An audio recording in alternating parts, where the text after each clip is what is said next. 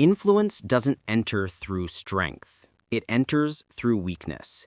That truth alone is enough to rewrite your entire understanding of human behavior.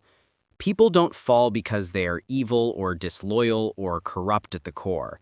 They fall because a moment arrived when their integrity was outnumbered, when fear spoke louder than courage, when validation felt safer than authenticity. Nobody wakes up one morning and says, "Let me betray my values today." Instead, they feel tired, overlooked, insecure, unloved.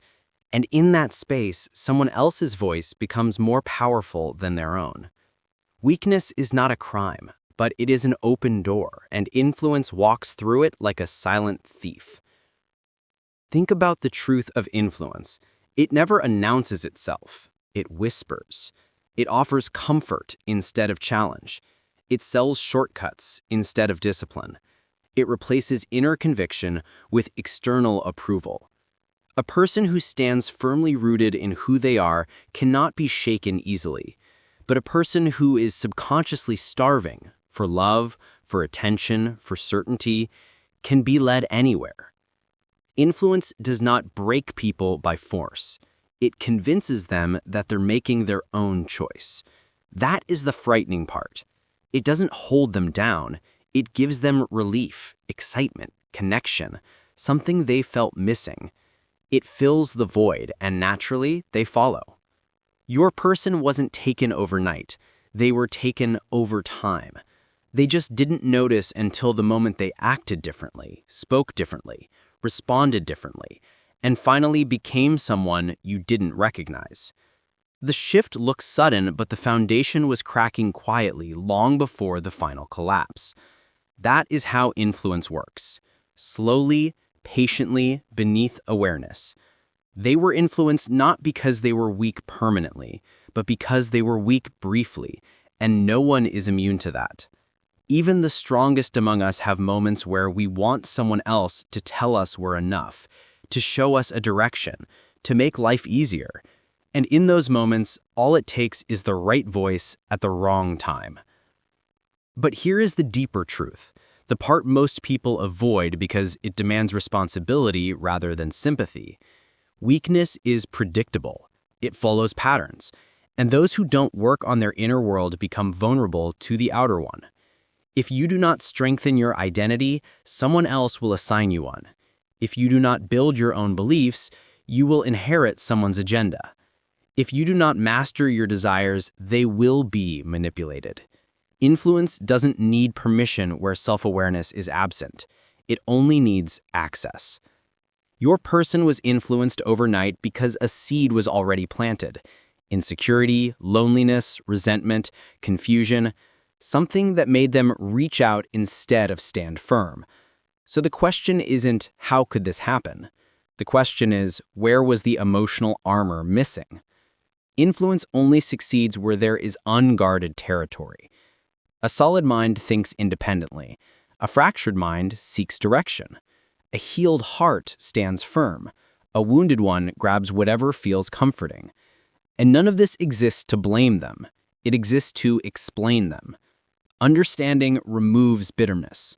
Understanding reveals the architecture of choice. Because now you see the blueprint. If someone can be influenced, it means they were not done becoming who they are. And if they are not done becoming who they are, then neither are you. You can transform faster, deeper, stronger than any influence that touched them. You can use this moment not as a wound, but as a wake-up call. The lesson is not that they were weak. The lesson is that you must be stronger in identity, in self-awareness, in emotional discipline. Influence targets the uncertain. Power belongs to the deliberate. And you, right now, are choosing which side you stand on. They fell not because they are lost forever, but because no one had shown them how to be unshakable. Maybe they will rise, maybe they won't, but you don't wait to see. You evolve, you strengthen, you build a mind that cannot be infiltrated, a heart that cannot be redirected, a sense of self so grounded that the world could scream and you would remain unmoved. Influence succeeded once, but it doesn't have to succeed again. Not with you, not now. Nobody collapses in a single moment. You only witness the final fall, not the 1,000 microfractures that came before it. When someone changes suddenly, when their loyalty shifts, when their integrity erodes, it's easy to label it as an overnight transformation. But real psychology doesn't work that way. Human beings deteriorate internally long before their behavior exposes it externally. And if you want to understand people, truly understand them, you must recognize that betrayal, confusion, inconsistency, and unexpected behavior are never spontaneous. They are the accumulated results of a quiet mental war that the person has been losing inch by inch. Every crack begins as a thought, a simple, almost invisible thought. Maybe I'm not appreciated. Maybe they don't need me. Maybe this other person understands me better. Maybe I deserve something easier. Maybe I've been wrong this whole time. None of these thoughts feel like betrayal. They feel like introspection. They feel harmless.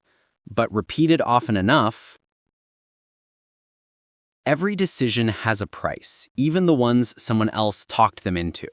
This is the truth most people run from because it destroys the comforting illusion that we are only responsible for the choices we consciously make.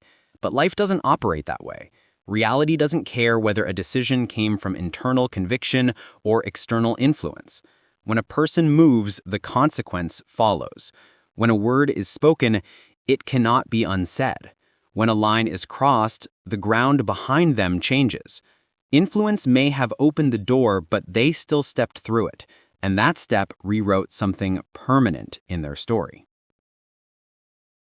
A decision influenced, pressured, or emotionally manipulated is still a decision, and that is where accountability begins. Because even if your person was guided, persuaded, or lured overnight, they must still live with the outcome that followed. And this is painful because we often want to excuse people we care about.